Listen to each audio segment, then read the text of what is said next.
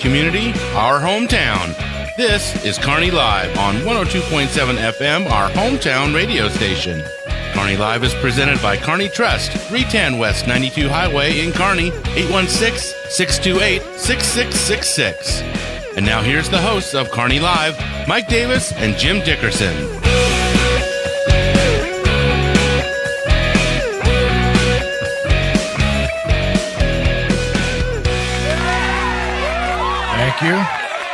Thank you. That's our studio audience. Love those people. They show up every week. I don't know why. We don't give them anything. And I don't know what's so interesting about this, Jim. Do you?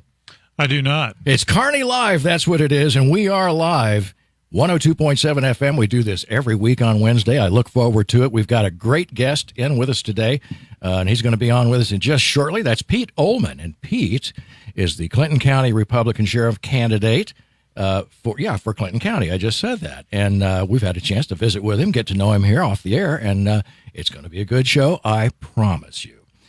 Jim, there's a lot of things that are going on in the city now because guess what? You're darn right. We're open, and so are everyone else. I mean, it has been terrific seeing the stores open.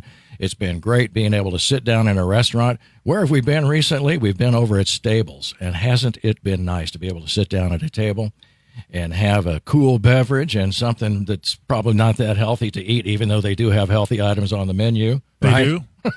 I'm not familiar with that, but exactly right.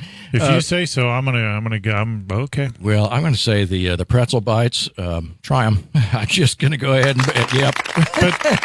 But are the pretzel bites really that healthy? Well, the cheese dip. I'm just them. saying, you can make your own judgment. I'm just going to say, but I'm going to make a recommendation. If you go over to Stables and you have the pizza bites, have the ranch pretzel bites. Yeah. What did I say? Pizza bites. Yep. Pizza bites sounds pretty good too.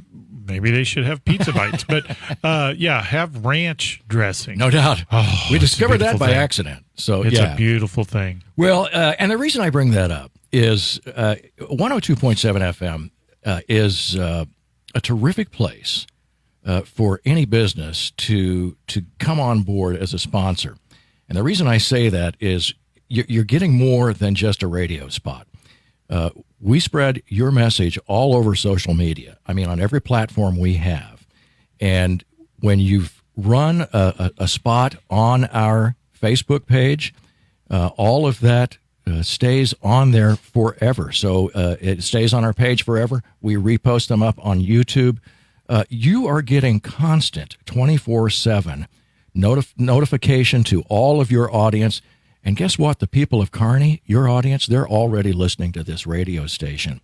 So they all go to the Facebook page. That's where our audience is. I would encourage you, as stores are opening up, as people are coming out and wanting to spend their money, get out of the house and spend that money. A lot of those government checks, hey, you know what? That was extra money. They want to spend that money. So consider, all you business owners, consider getting on this radio station, and it's just a great, great opportunity for you.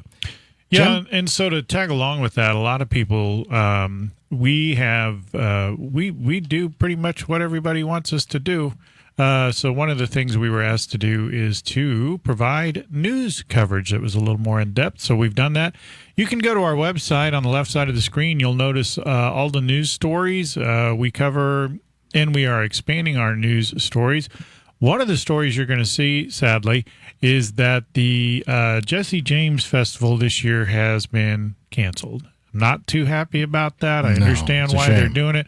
We are in phase 2, step 2 of the reopening process, so a lot of places are starting to reopen. But the one thing, in all defense of the folks that organize the Jesse James Festival over there, trying to get everything scheduled and hoping that there isn't some sort of change of the requirements or what's allowed and all that could really affect that festival. So as much as we all wanted it to happen, the Jesse James Festival will not happen. You can get more information on our website, 1027KMO.com, and in the news section, you can look that up. The other thing that I'm very displeased with, just going to throw that out there, is it looks like at this point there will be no Major League Baseball. Ooh. Very sad. Our sports reporter, Jackson Ogden, is looking up, and he's going to do a follow-up story on that. I know he's working on it right now, and we'll get more information. That is changing day by day, but right now it looks like there will be no baseball. My thought on that is this, and I'm sure Jackson is going to mention it because we talked about it, even though he wasn't quite old enough. But for those of most of the players don't remember the strike, strike years. Yeah. The guys that are playing now weren't around when that happened, and the amount of time that it took Major League Baseball to recover from that was not good. And now, within baseball and everything else, you have more options than you did back then.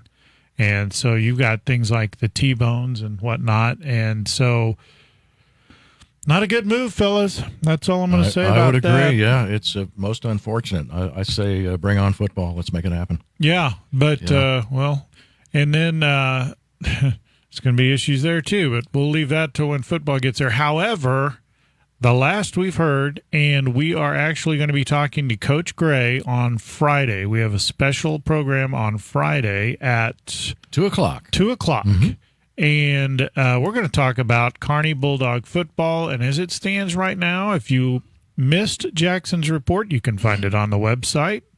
Well done, sir. And there's a story about Kearney football, but it looks like, as we sit here right now, there will be Kearney football.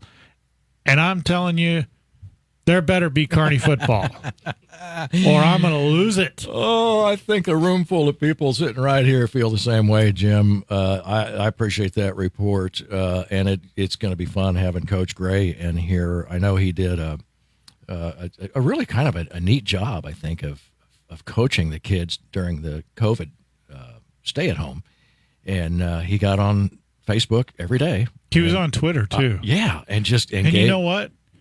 He made me feel bad because you weren't working out. Yeah, he'd go. I can't do his voice. Hang on, let me see if I can do his voice. Good morning, Bulldogs. That's it. You got to get up, do whatever you're going to do, and get out and go be a better you. And the problem was, I'm sitting there with my coffee and then my in your pajamas. I know. Sitting there staring at the computer. Yeah. Couldn't feel any more insignificant or worse about myself than I already did. This is why we don't play. That's exactly right. And he'd do his little thing and he'd be like, man. So get up and get going. That's and you know what I did? I clicked that video right off. I will say this. That has to be the best Coach Gray imitation that I've heard. I hope he thinks. Yep. Well done. I hope well done. When he comes in on Friday, he thinks so, or we'll see. It could not go well for me. If he's listening, I'm sure he's laughing right now. I hope so. Yep. Is that going to wrap you up, Jim? Are you? Do you want me to say more? If you'd like, I'd like to get Pete on here. I think okay. Pete was squirming a minute ago. I saw that. No, I'm done. Let's get him on. Pete Oulman, welcome to the show. Thank you. Look at that. See, a live audience. How long's it been since you've had a round of applause? A while. I know. We carry that around with us. I love that. Let us know a little bit about your background. Before we get into the nitty-gritty, talk about, you said you went to high school in Iowa. Let's start there and kind of bring us up to where you are right now. As you said, I grew up in northern Iowa. I was raised on a hog farm and row crop farm. After high school, I joined the Marine Corps. My parents tried to lose me because I moved a couple of times, but I found them. Don't feel bad. It happened to me, too. But they ended up moving to Excelsior Springs. Not bad. Which is how I got relocated, because when I got out of the Marine Corps, I moved out this way. I see. Okay. So I went to work for Clay County Sheriff's Department for a while. Then I was with the Highway Patrol for several years. Moved on to Chillicothe Police Department and Excelsior Springs Police Department. During that time frame, I've been with the DEA Task Force. I spent 10 years with DEA Task Force, and I spent 1 year with Metro Meth Task Force.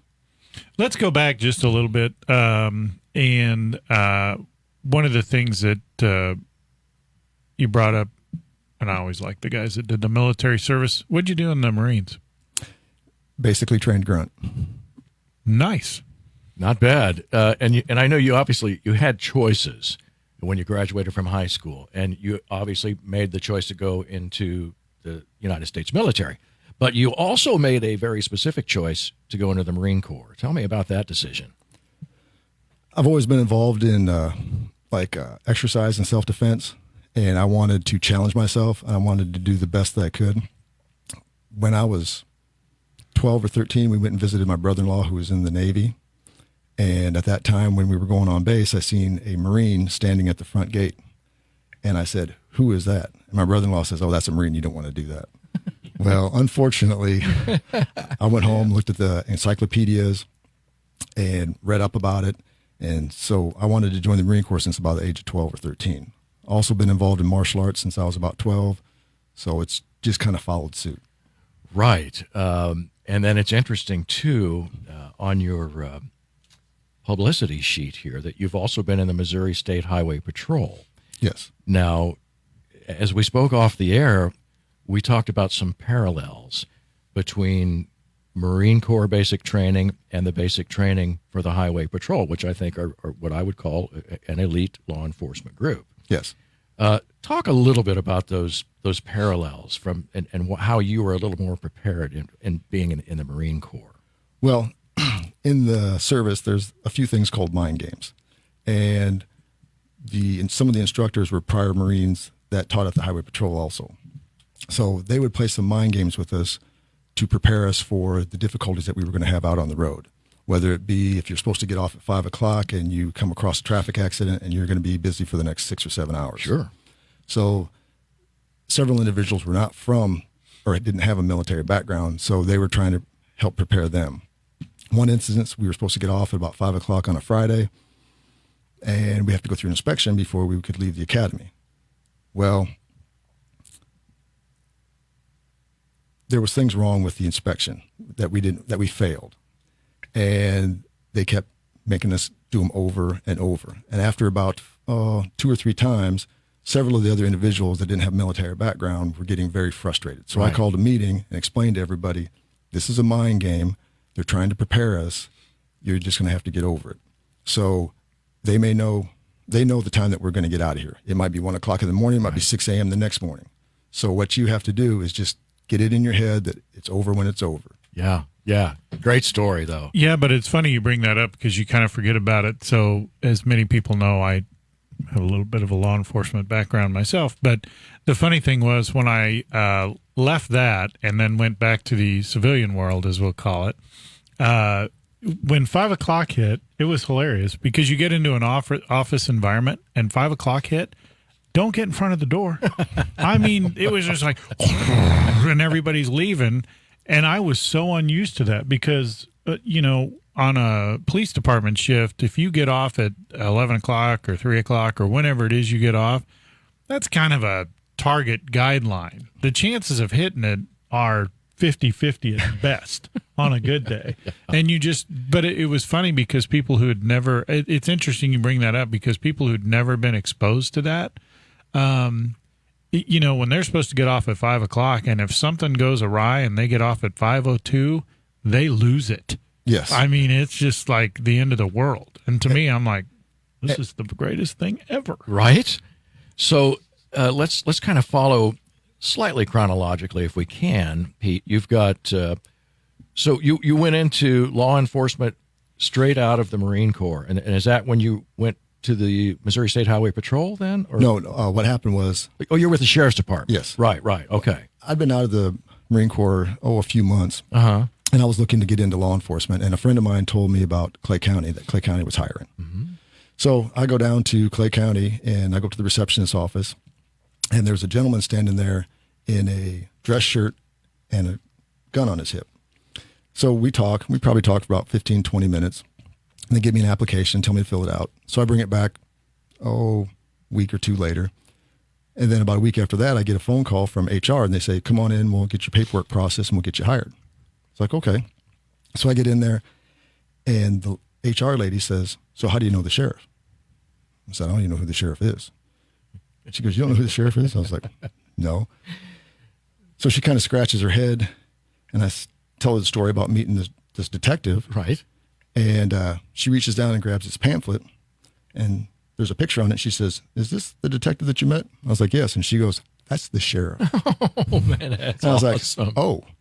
I had no idea who it was. Yeah. And that's kind of why I got involved in wanting to be the sheriff, because to him, it wasn't about position or status. It was about the people. He could have told me he was a sheriff, but that was not his focus. Yeah, very good. That's an awesome story. Who was the sheriff back then? Jack Corum. Oh, yeah, I okay. remember that name. Yeah, right. Yeah, outstanding. I mean, as I look at this, then you've got this amazing career in narcotics too. I mean, we're talking about you've worked in narcotics for 20 years, 16 of which were undercover. Yes. Good heavens! I mean, what kind of pressure is that, and why on earth would a guy decide this is the place for me? It started out as I was doing a lot of drug interdiction on I-35 and up in Clinton County, actually. And I actually got awarded as one of the top 10 drug interdictors in the state back in 1996. Well, the drug unit had approached me and they says, "Are you interested in doing undercover?"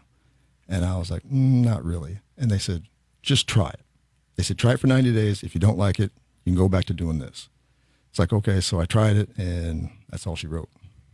And from the standpoint of that's all she wrote, I mean, what was it? What is the thrill in the undercover work? Yeah, the adrenaline dump that you get knowing that you've basically bought drugs off of somebody that's doing something illegal, and now you're going to arrest them and stop them from spreading that poison and ruining someone else's life. Yeah. That's the adrenaline dump. Right. Wow. And we are talking to Pete Oulman. He is running for the Clinton County Sheriff. And we're going to talk a little more about that. And we're going to ask the all-important question, why would anybody want to run for sheriff, especially with what's going on today? We'll kind of broach that subject when we come back. You're watching Kearney Live. Stay with us. We'll be right back.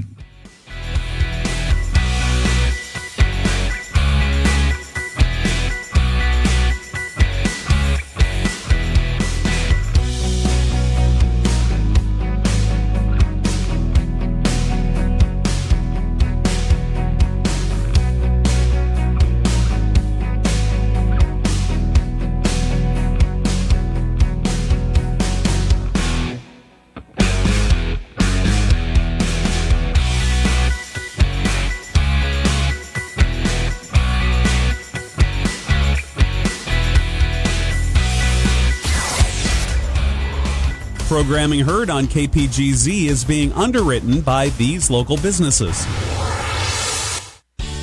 Simplify your banking, simplify your life.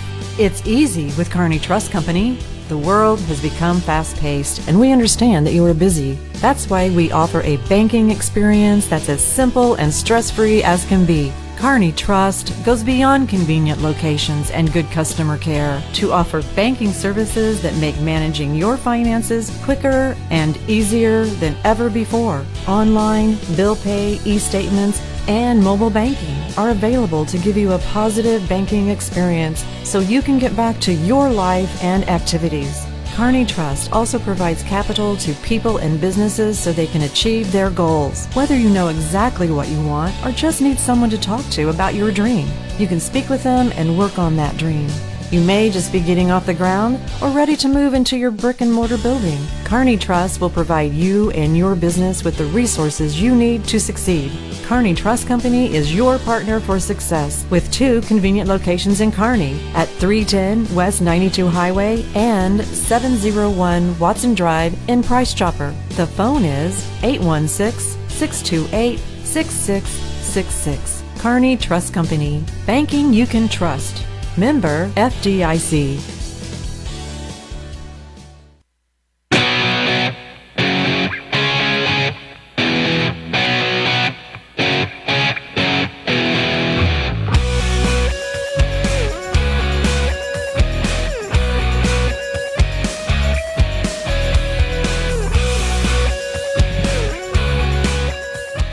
And welcome back to Kearney Live. I'm your host, Mike Davis, along with my good friend Jim Dickerson and producer-engineer Brian Watts, who does this in just with the most dexterity you could ever hope to imagine. He just pushes those levers up and down, and just does a tremendous job, covers all our mistakes, and there are a ton of them. Pete, I am so glad you're here with us. You are the Clinton County candidate for sheriff, and having all of this background in law enforcement, and very specifically, we were talking about your work as an undercover agent. And I also see there was a story here that the DEA referred you to the U.S. Postal Inspectors, where you guys teamed up on a very large case. You want to talk about that case? Sure. This was several years ago, and the Postal Inspectors got some steroids. At that time, I was the regional expert on steroids, and they referred me to help him. So we went over there, and this was about a 1.5, 2-year-long case. So we started working on the case together because I knew the drug side, and he knew the postal side and a lot of the other financial part. And we started working together. It originated out of Weston, Missouri. So long story short, it ended up being around $2 million. I did the quantitative on it. So the total sales was a little over $2 million, around $2.5 million. So once we got everything taken care of, we seized, I think there was $70,000 or $80,000 in cash, a house, and some other things. But he had done several sales through the internet. He was getting raw ingredients from China and the Ukraine. So it was a quite entailed case. Yeah, and you think about that. We just had an aircraft fly over. It just seems so strange that doesn't happen that often. And we heard it right here through our headsets. I realized that. And that's not a normal aircraft. No, it's that's not. Like it sounded like the Blue Angels or something. But so if we're under attack and we go off the air, then well, you know. In any case, let's get back to Pete. We're visiting with Pete Oulman. He's the Republican candidate for Clinton County Sheriff. And I recognize, and I could listen to your stories forever, and I'd love to be able to spend an entire hour or more on them. But I know you're here, and we want to give you some publicity on getting, into the sheriff's office and help you along. Talk to me about some of your, I guess, personal reasons why you felt like this is a place for you. First off, I've lived in Clinton County for several years. I've just recently moved back. I lived there for 13 years, and I've moved back here a couple of years ago because I actually love Clinton County. Mm-hmm. And it's home to me because that's where I spent so much time. So I want to do the best I can to provide a service to the citizens and protect what I dearly love. Well, it's home. Yeah, exactly. Yeah, right. So with that being said, I think the best position that I could be would be sheriff, and pass on some of that experience to the other officers. I also teach at one of the police academies, so I'd be able to teach the officers.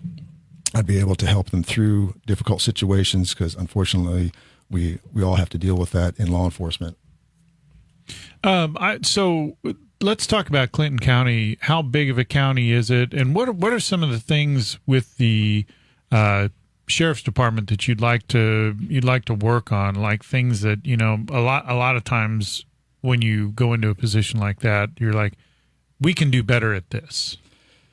Clinton County is roughly around 450 square miles, and so it covers Cameron, Lathrop, Plattsburgh, Gower, Trimble, Kearney, those cities.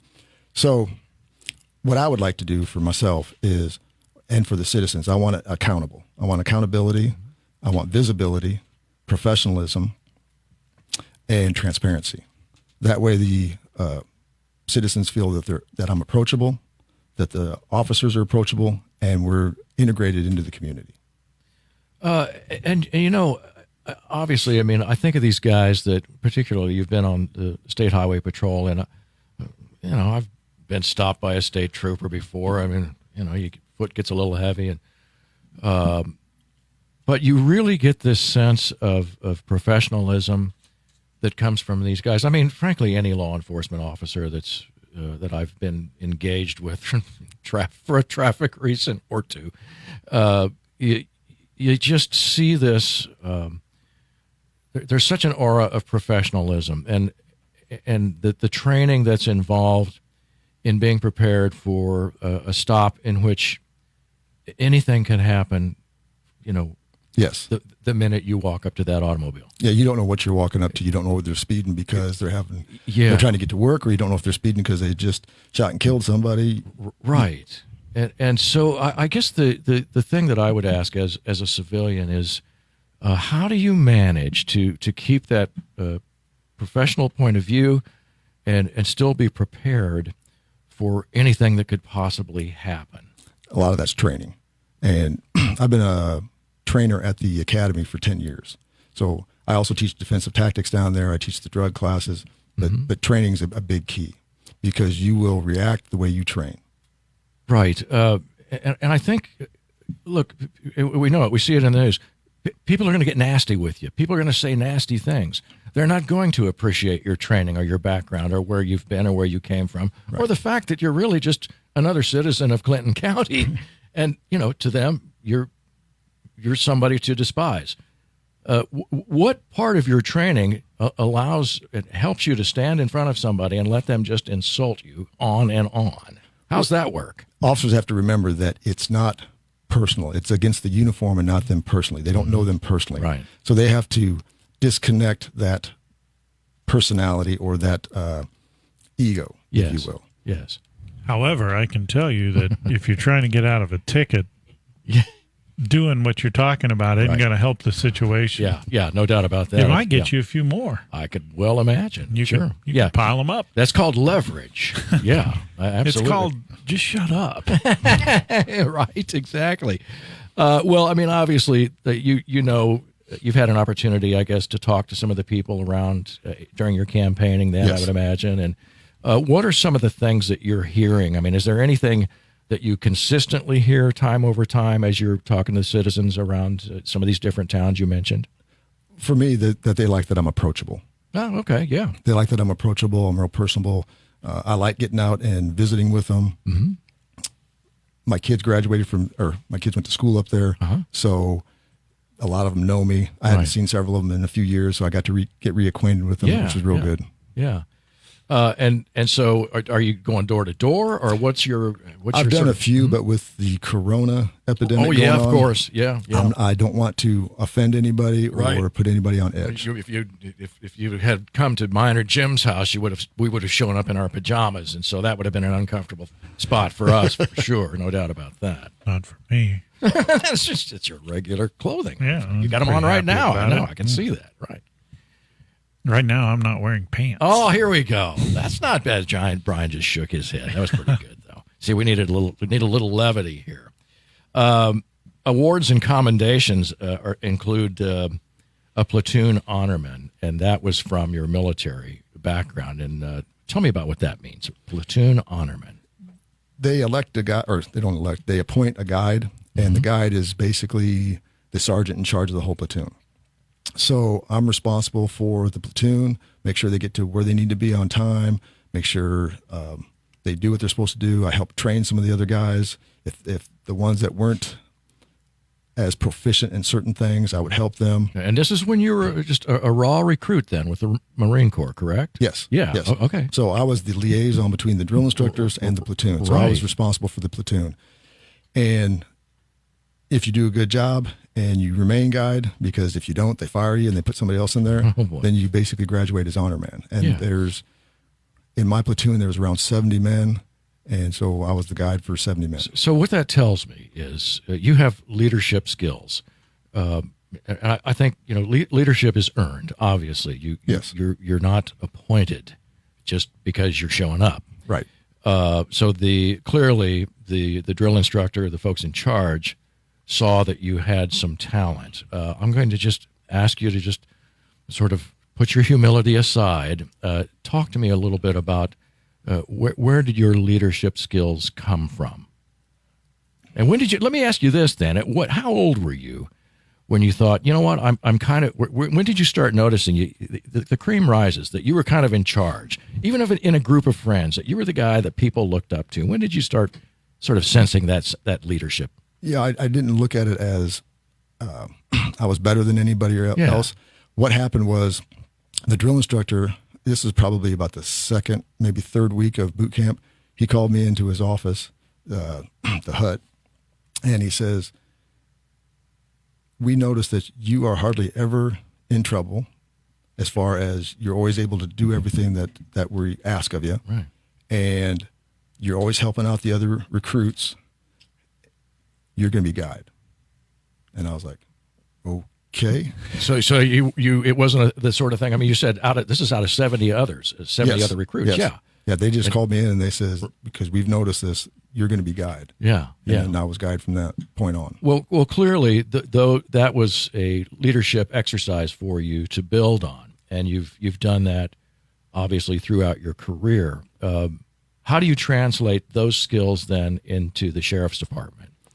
The nice thing about the Marine Corps, they say, or they train leaders. That's their acronym is we don't train followers, we train leaders. Yeah. But you've got to be a good follower to be a good leader also.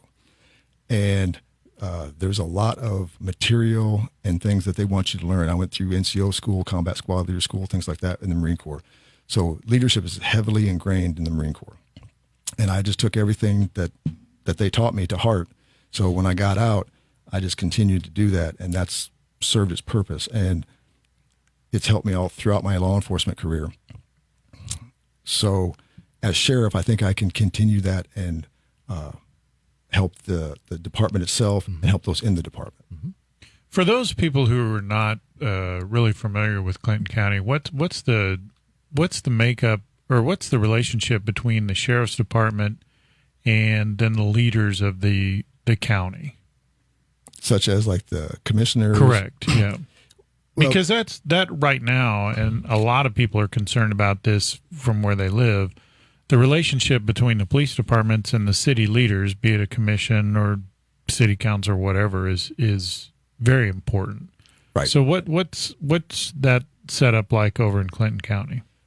I'm not heavily involved in that up there right at the moment, but from my understanding, this is the way I like to look at it. The sheriff's department is basically the big brother protector of his brothers and sisters in the county. So all the residents, the sheriff's department is basically the protector of them. They're trying to make sure that they don't get the crimes don't happen. If the crimes do happen, that the individuals are caught and held accountable.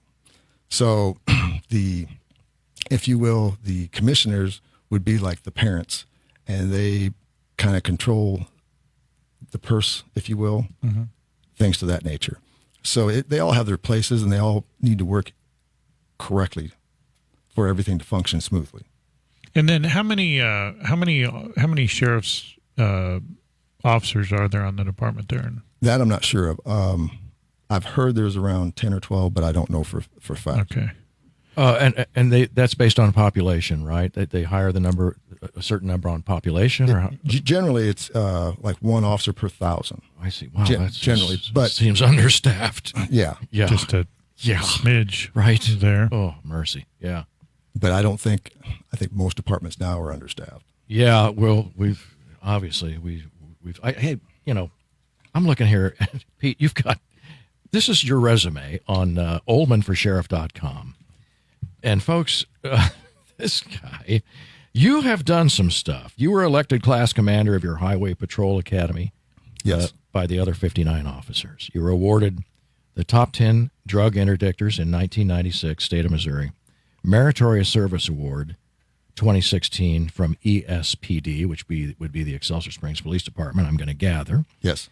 And 2 certificates of appreciation, 2007 and 2015 from Midwest HIDTA. What is that? High intensity drug trafficking area. There you go. Mercy. And I could go on.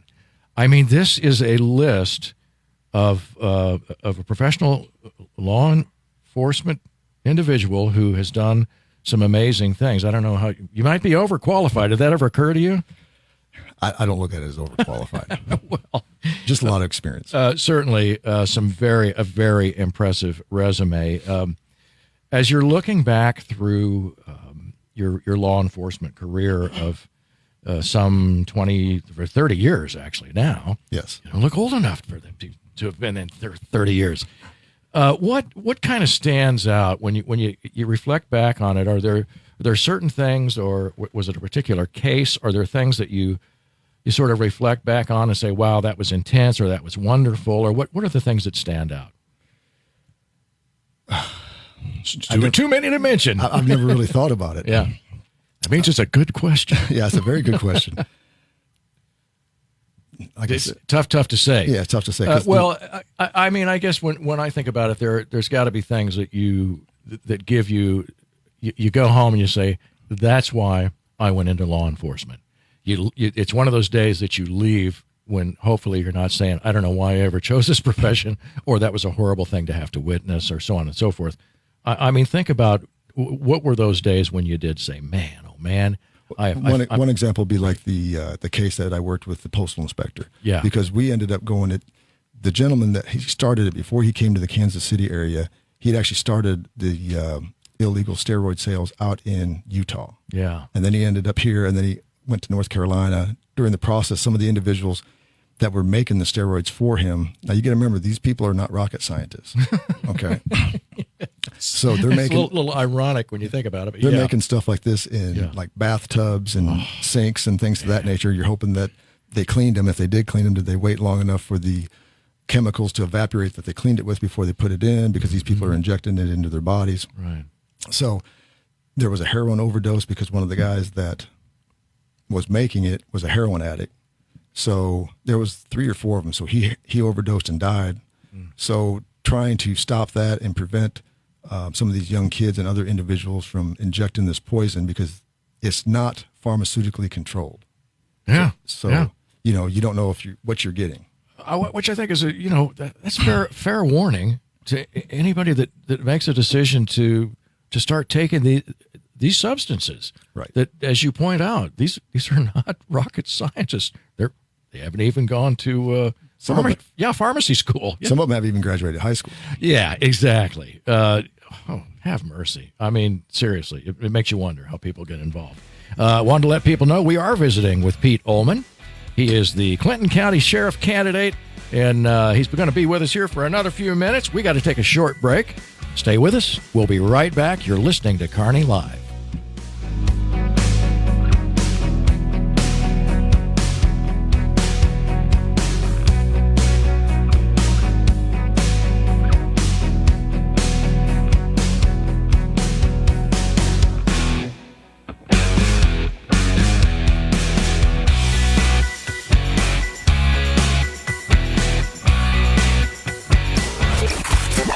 Without the support of community underwriters, we wouldn't be here. So a huge thanks to these particular businesses for supporting KPGZ.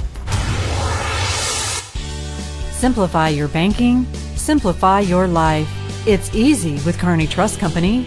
The world has become fast-paced, and we understand that you are busy. That's why we offer a banking experience that's as simple and stress-free as can be. Kearney Trust goes beyond convenient locations and good customer care to offer banking services that make managing your finances quicker and easier than ever before. Online, bill pay, e-statements, and mobile banking are available to give you a positive banking experience so you can get back to your life and activities.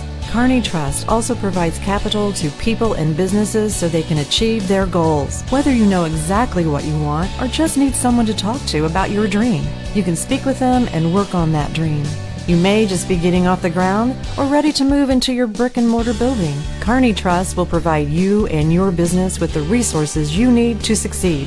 Kearney Trust Company is your partner for success with 2 convenient locations in Kearney at 310 West 92 Highway and 701 Watson Drive in Price Chopper. The phone is 816-628-6666. Kearney Trust Company. Banking you can trust. Member FDIC.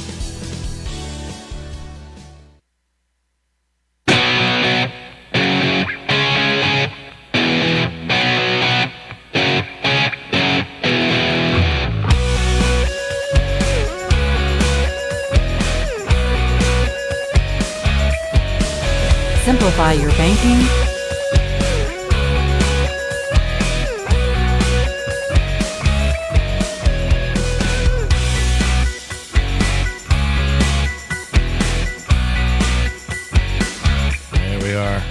Welcome back to Kearney Live. We've got Pete Oulman in studio with us today. He's running for sheriff in Clinton County, and you mentioned a few cities. And mention those cities again that are in Clinton County that we all are familiar with. Cameron, Lathrop, Plattsburgh, Gower, Kearney, Trimble. Yeah. I mean, it's amazing that it covers, you said 400 and some odd square miles. And approximately 450 that square just miles. seems like that's the size of a state. Well, there are states that are that size here in our beautiful country. And it seems like when you think about it, no, it just can't be that going clear up to Cameron. Yes. Which really is, part of, and because Clinton County is, where is the borderline between Clay and Clinton? It is just north of Kearney here, probably, I'm guessing 3-4 miles. Yeah, exactly. And then all of a sudden, that's where you are. Yeah, and basically Holt is split in half by Clinton and Clay. Oh, I was not aware of that. Okay, well, there you go. Wow, man. Yeah, and I forgot about Holt, so my apologies. We love the people of Holt, you bet, and we love Betty's in Holt, too, by the way. Yeah. Get up to Betty's on the hill. No doubt about that. Again, so many different things you've been involved in law enforcement. You're with the Excelsior Springs Police Department right now. What's going on in the city of Excelsior Springs? And is everybody saying, "Yeah, we're pulling for you"? Or they say, "No, don't go"? I've got a lot of support. Yeah. Tell us about that. People, that puts all right. Bob. What are they saying? What are people saying? Just we're glad you're doing this. So there's nobody that's saying please stay because we're glad you're leaving or anything like that. I think several of them would like to see me go. No, I'm joking. Highly doubt it. Yeah, I've got a lot of support up there. They're good to me. Right. They're very good to me. Yeah. And it's funny. Then I guess when I hear about the sheriff's office, a sheriff department versus city police department, what are, for those of us who just don't get it or have never been around it, what's kind of the difference? It's mainly jurisdictional, where like at Excelsior Springs, you're just within the city limits of Excelsior Springs, where the county encompasses, like Clay County encompasses Excelsior Springs for the most part. So the jurisdiction just goes farther. Right. And both agencies work together very well. Yeah, and how does that happen typically? When would you, as a sheriff, run into somebody in a local police department? What kind of? It might be a car chase. I see. It could be we have an individual that, say we've recovered a car that was in Excelsior Springs, and then the individual lives out in the county, right, and we want to go talk to the individual. We call the county to come assist us. Right. So one of the things we do here is we try to hit the hard-hitting questions and the very important things. And I know there are a lot of people that were devastated when in Excelsior Springs Daylight Donuts closed. You know what happened? What? I do not. What is the matter with you? Daylight Donuts? That is crucial news. You're talking about to a law enforcement officer, and you mentioned a donut store. Well, Jim, I'm ashamed of you. I loved Daylight Donuts, and when I drove by there, I was devastated. That says something about your law enforcement career, Jim. I have to admit, I like donuts. I was going to say, I like donuts. But, they were closed, and I didn't know. I've not. Now, having said that, Slavinsky's here in Kearney, no doubt about that, is second to none. So, little shout out to them over there. They saved the day, because if it wasn't for Slavinsky's over there, I would still be crushed. But I'm okay. So, anybody in Excelsior who's looking for donuts, you can go to Slavinsky's right here in Kearney, Missouri. Yeah, that's all I've got to say about that. We like Slavinsky's a lot. There you go. Do you guys come all the way over here to get Slavinsky's? Periodically. Nicely done. Yep. I like it. I like it a lot. Oh, I'm glad it's here in Kearney as opposed to Excelsior, or I would have a serious weight problem. Oh, man. Well, speaking of that, you don't appear to have any weight problem. You don't appear, and it says here that you are involved still in martial arts. Yes. So obviously that's talk about that a little bit. What? I started training in martial arts from an individual by the name of Sonny Ono. Have you all ever watched any professional wrestling? Not since the 60s when I was growing up. Yeah, so. Handsome Harley Race. Right, yeah. Which, by the way, I had an encounter with Handsome Harley Race when I was on the department in Kansas City, and we'll leave it at that. But well, Sonny Ono used to be... But I remember the name. He used to be a manager for some of the pro wrestlers, but back in the 70s, he was one of the top martial artists in the nation. And that was my initial martial arts instructor. And then when I got in the Marine Corps, I studied from several individuals. And I've been over in Excelsior at the Tiger Dragon Karate Club. I've studied for several years, and I've also gotten my black belt in Rute. And Sonny wasn't related to Yoko, was no, he? Okay, not to my knowledge. Checking. Yeah, I saw that. Just checking my history. I know. I'm glad you hit it, Jim, because I sure wanted to. Yep. Very good.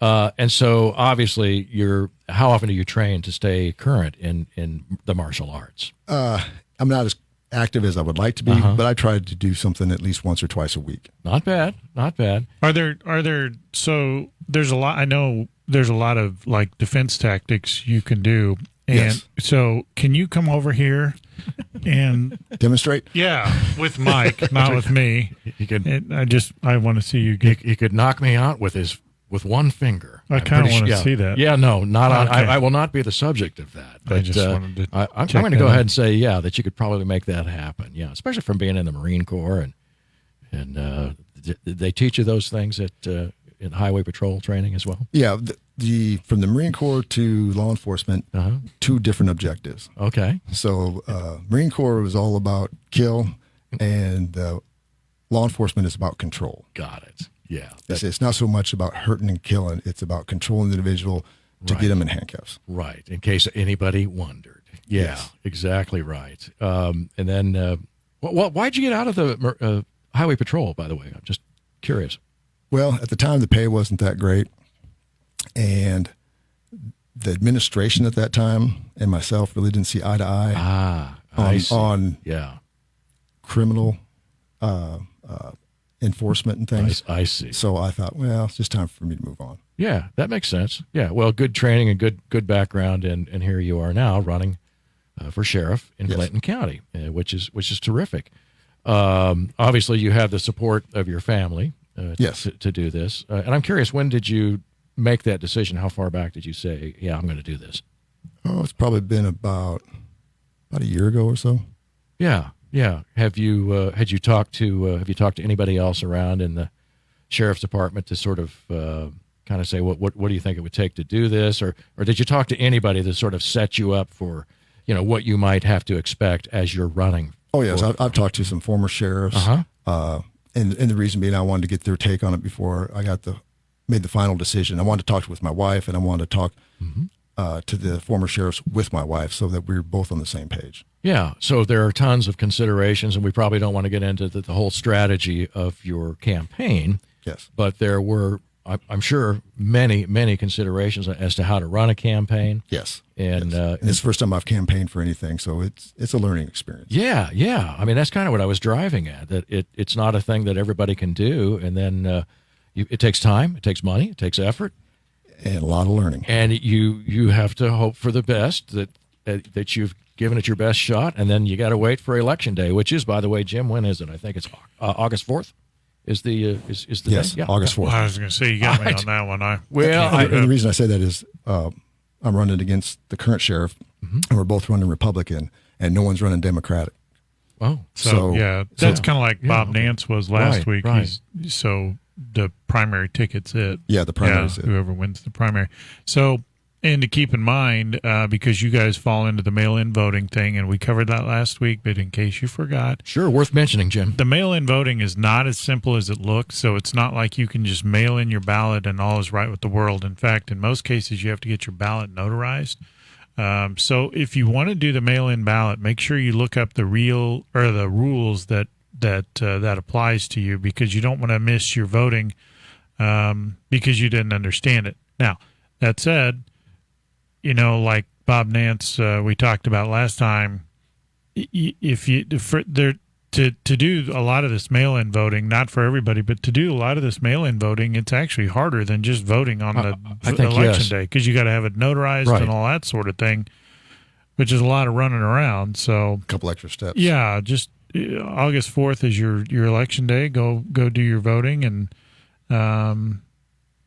that's Don't that's all I got to expect. say about that. Yeah, I mean, I think you make a good point, Jim, and we talked a little bit about it last week, and that is if you can make the trip to a notary, you could probably make the trip to the polls on August 4th. Unless you're going to notarize your own thing. If you got that going, I guess. But there are deadlines, too. You have to have, and I don't have it in front of me, but there's deadline dates for when you have to have it mailed in. So you don't want to miss your deadline date, because you want your vote to be counted, even if you do it by mail-in. So you got all that to look forward to.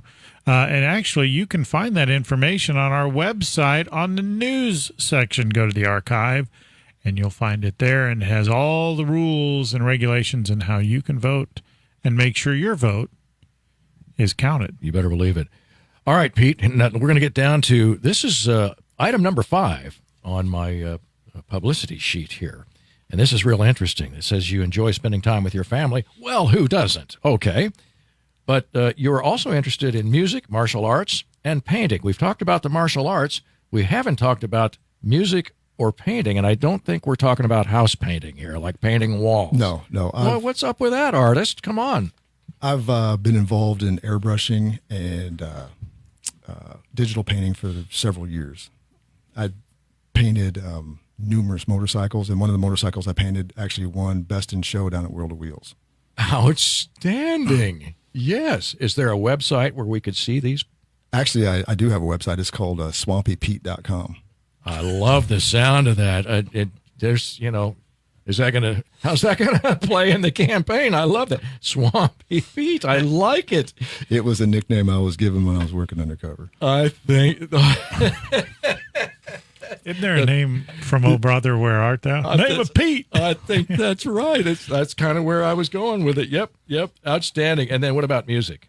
I've started playing drums when I was in high school and was in several rock bands, and it's just been a hobby of mine. I've got a drum set set up in the basement. And so for all of you out there who think that Pete Oulman is just a stuffy old cop, come on, man. I've got a few layers. Oh, okay, so yeah. Here's some trivia for you. Yes. We'll put you on the spot here. There in this room, there is a bass player and a guitar player. Who's the bass player and who's the guitar player?